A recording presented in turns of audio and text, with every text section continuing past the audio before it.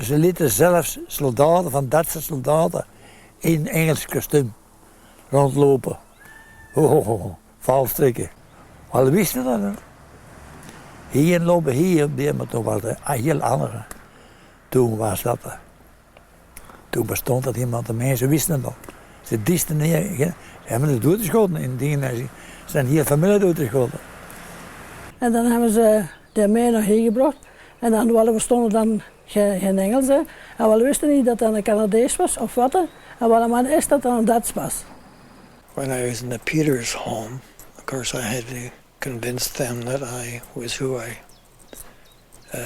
said I was. And eventually I had to write out the names of the other members of the crew so that they could contact their neighbors and verify my story.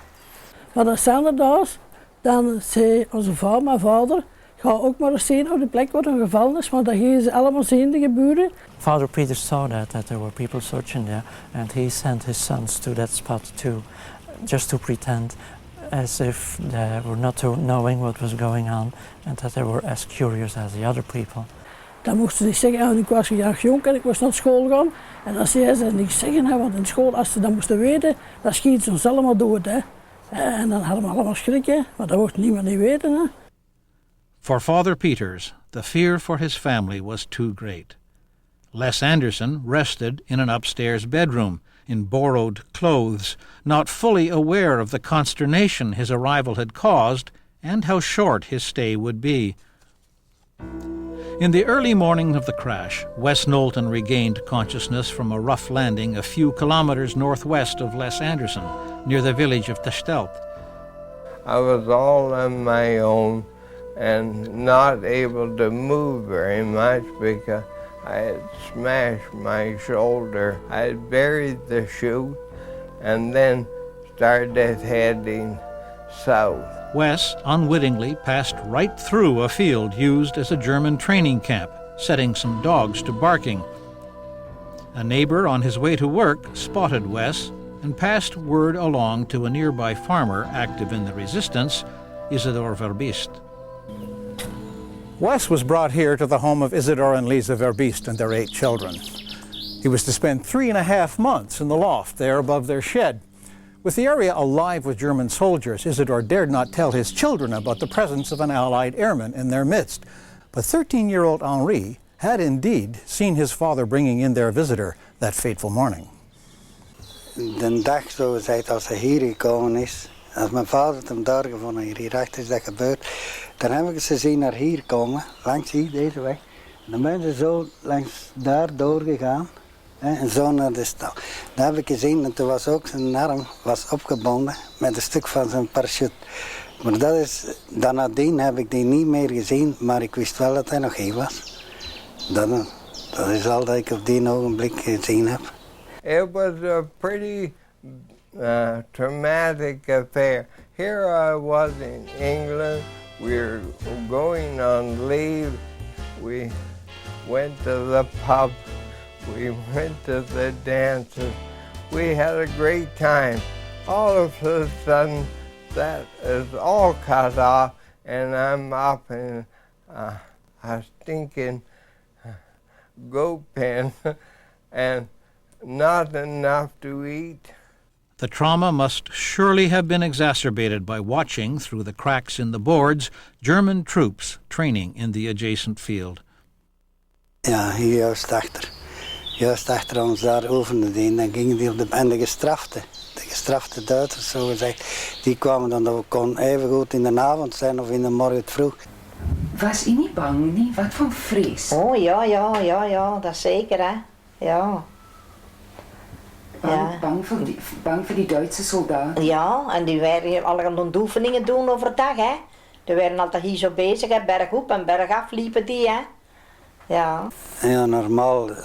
Als ze zo, ik weet niet, maar ik heb dat altijd horen zeggen, als ze nadien pakten, zo gezegd. Hè.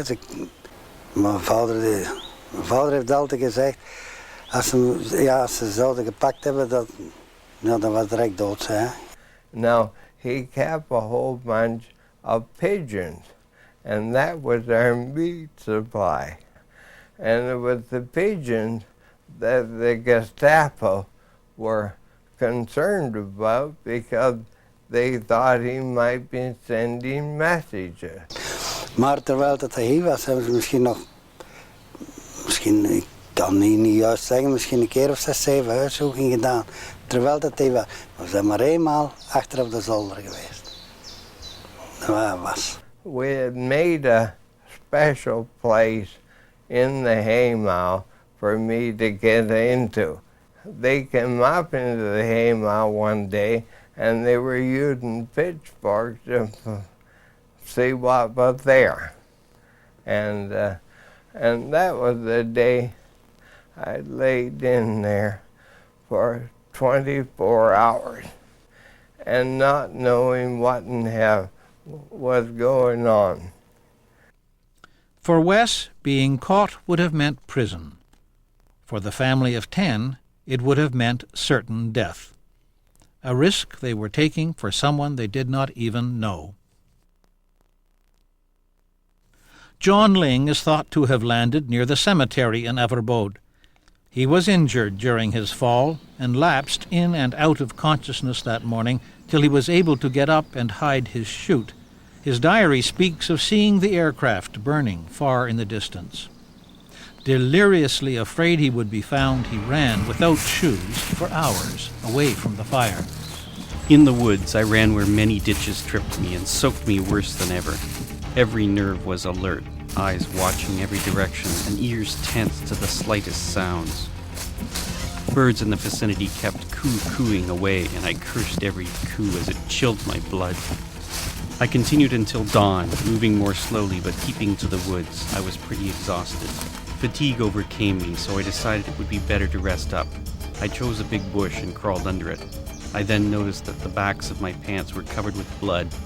I also noticed I couldn't turn my neck. My bones ached all over and my head was splitting. That afternoon he made contact with a forester named Appels who lived here. The man brought coffee, food, and clothing to John's hiding place in the woods.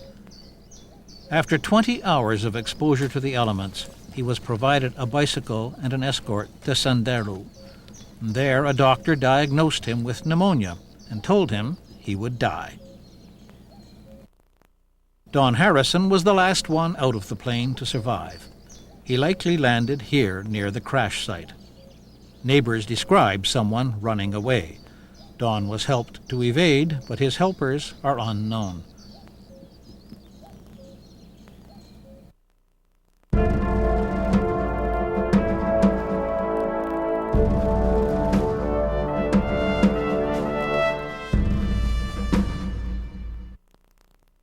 En er was een vrije witte en dat waar de dingen waar de witte brigade was. En dan die gevraagd dat die iemand niet wist voor de weg te helpen. Hè. En dan is die gekomen en die zei, ik ken iemand. En dat was Guus Torfs dan, van Westerlo. En die had een tandem en dan kwam die halen. En een vals paspoort. En dan kwam die halen en dan reis met een tandem. En dat was dingen op Bama, kende die toen die Florida Canads. Als ik er liegen geweest was, dan had hij niet weggegaan. Dan had hij hier gebleven. En hief ze. Ik wist dat het nog weer gedaan was. Maar de andere had hij ook, hè. Maar geen een trek, hier was geen een trek. Maar hij had met een Q met batterieën. Hier was niks.